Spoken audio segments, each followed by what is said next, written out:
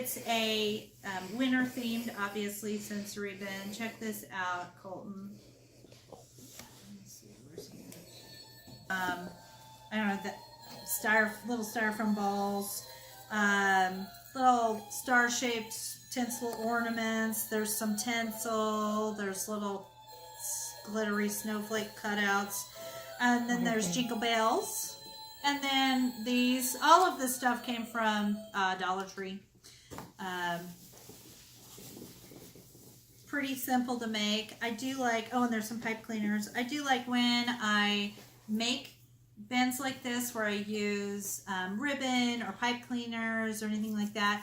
I like to cut things into different lengths so that we can talk about, when we're playing, we can talk about seriation or, biggest to little.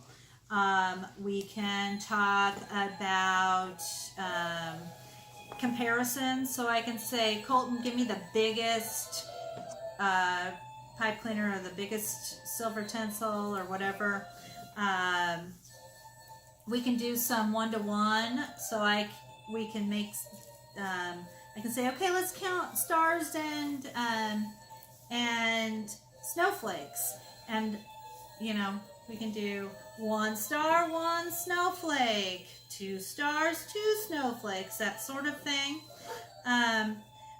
You can also do some fine motor with this. So I have a pipe cleaner, just, it's a silver pipe cleaner.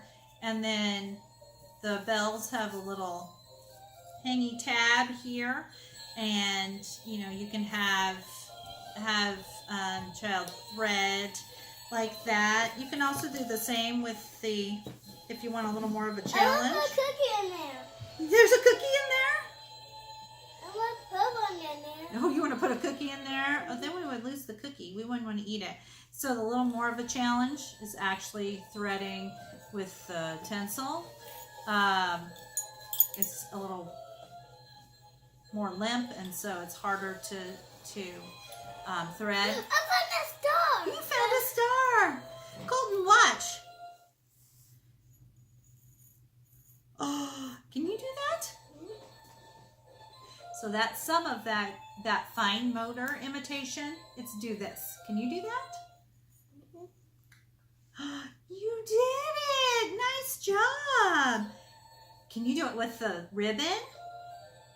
Oh, you have to take the pipe cleaner out first. There you go. Here's the bell. You hold it. Oh. It's a bell. There's more of them. This bell is full of stuff and it's not shaking right now. It's like a snow machine. So there's a lot of different sensory play you can do. You can do a lot of counting with this. You can talk about snow. You can do some imaginative play.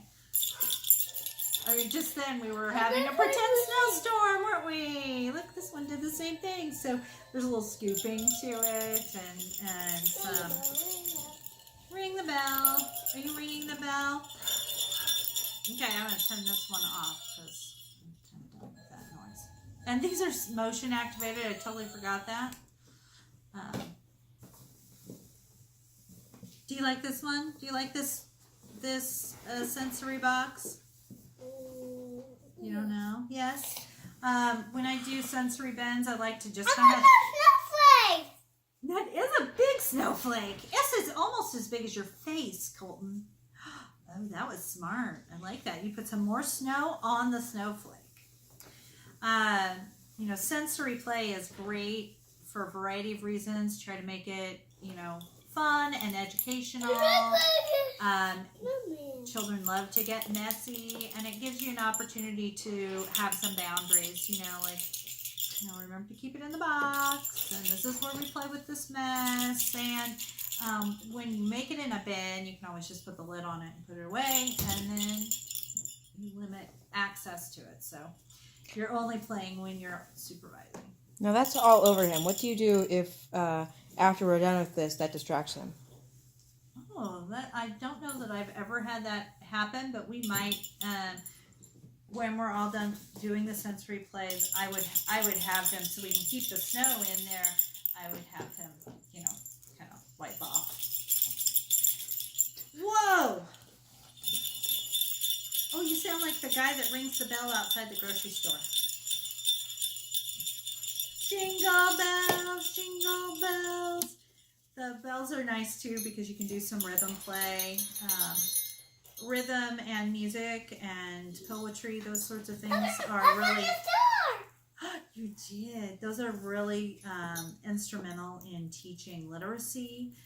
They also teach some math concepts as well without children knowing that they're learning those things. Oh, and for math, different question. Earlier you're doing a cookie game.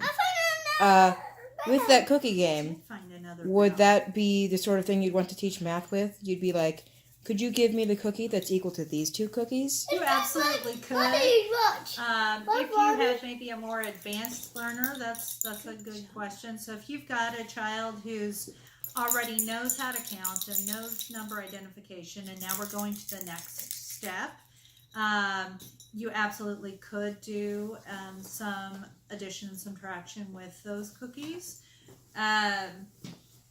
However, most children that would be playing with that toy, are going to be 2, 3, 4, and you don't really typically start doing addition, subtraction until closer to kindergarten, 1st grade. But there are advanced kids who need a challenge, so this is a good way to differentiate learning, and that comes up a lot in a preschool classroom too. Oh my goodness, Colton, let's try to keep the snow in the box, okay? You're wearing most of it, and I've got some on my knee. Yeah. It's on my jeans. You do? Just noticed that. I love it. You want to put it up? Yes. Okay. All right. Come here. Let's try to dust off your shirt and your jeans into the box in your hands. Good job. Here. Hold your arms over. When I do this in people's homes, I bring this is my house, so it's not a big deal. I'll just sweep up. But when I bring these to people's homes, I bring a tarp or a play mat, and that way I can take the mess with me.